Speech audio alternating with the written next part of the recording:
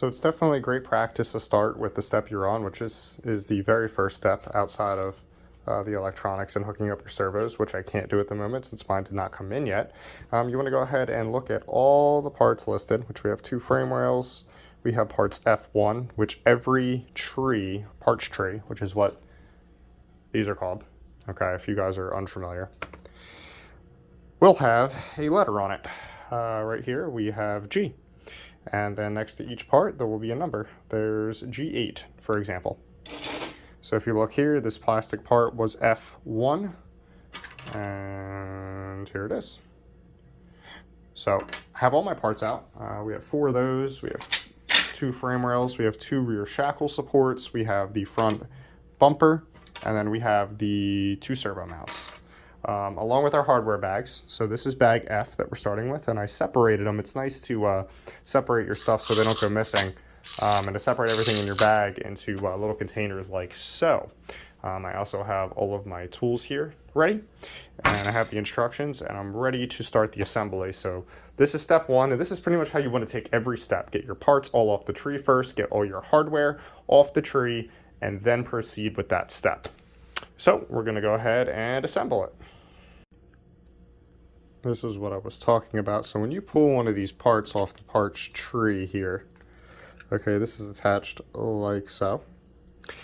You're going to cut it off with some dikes or some flat-sided cutters, and then what you're going to go ahead and do is take your hobby knife, which is also an X-Acto knife, okay. If you see on the end here where you broke it off, there are these little plastic tabs right there and right there. You go ahead and take your hobby knife. All right, and you're just gonna slice right on there to get rid of that, and that will clean up the part and make it look like it was never even attached to a tree. So that's definitely something that you want to do, especially for the cleanliness of the kit. And there we have it. Step 1 is complete. Wow, guys, that was a lot of work. You're driving all these screws right into unthreaded plastic. You're making your own threads. It's definitely a forearm workout. This here is where the servos will go. They won't be until tomorrow. Again, I cannot record every single bit of this build because it would probably be a 12-hour video. So I'm just going to give you guys some bits and pieces, some time lapses over the next couple weeks. But so far I'm very happy. I mean, it's a beautiful kit. Really, really nice quality. And it's definitely fun. There is a lot of parts. I mean, I have parts spread out all over my dining room. Parts trees literally everywhere. But I hope you guys stay tuned. I hope you enjoy the video because this is a project I've wanted to tackle for a very long time, and I was finally lucky enough to get one. If you guys get a night hauler and you're excited and you want to watch someone else build it just to see what it takes, I hope this video helps you. I'm going to flip you around here at my makeshift workstation. We're going to show you where we're at. So right here now we have the frame completely built, along with the front suspension, shocks, leaf springs, tie rod, and rear leafs. A couple mounting brackets also it had you include, shock towers. Took me probably a solid 2 hours just to get that far itself, but now we are at step number 11. Right now we're going to build the 2 differentials and install them in the differential housings. On the side here, it gives you all the metal components that you need with the part numbers and the quantities, and then it shows you here how to assemble everything. We're also at this point going to be using the included. This is the Tamiya ceramic grease, and this will use to lubricate all the differentials as well as the components of the transmission, since they're not fluid filled like a car, just simply filled with this grease just to aid in lubrication. So I'm going to go ahead and put you guys on a time lapse or a B-roll, and I'm going to assemble this differential. I have all the parts out on the table here. We're going to be assembling 2 of them. we have a bunch of, so that's the one thing I want to say. I thought these before were like a copper bushing or something. They're actually calling this a copper bearing, and there's 2 sizes. Right here on the instructions, there's actually 8 of them. There's 26 total small ones and 4 larger ones in that package. I just want to make that very clear. Okay, we have our spider gears here that we have to assemble. We have some real tiny screws. These are, I mean, what I would call like a copper washer. They're calling it a bushing. Okay, but the pictures are very self-explanatory.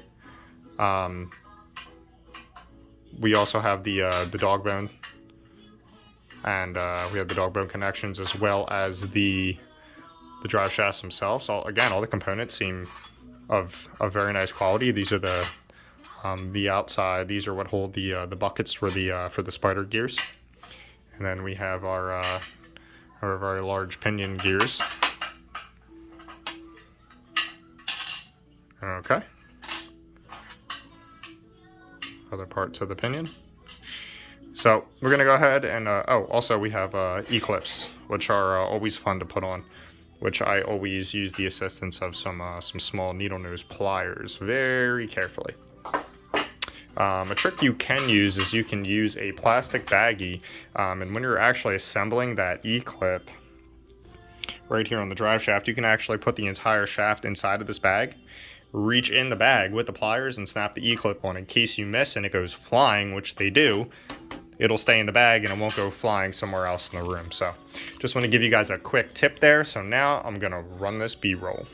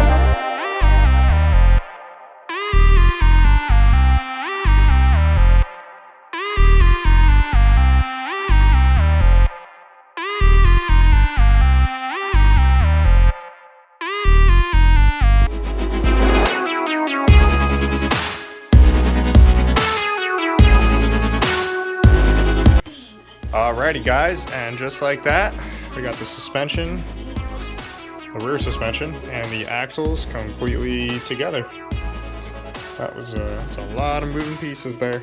We got the axles on, like a cantilever suspension. We got the leaf, was already mounted, but we got the shocks on. I will be upgrading to oil-filled shocks. These shocks are garbage, and for how much this kit costs, I am super surprised it comes with. I mean, it's not even a real shock, just a spring in there.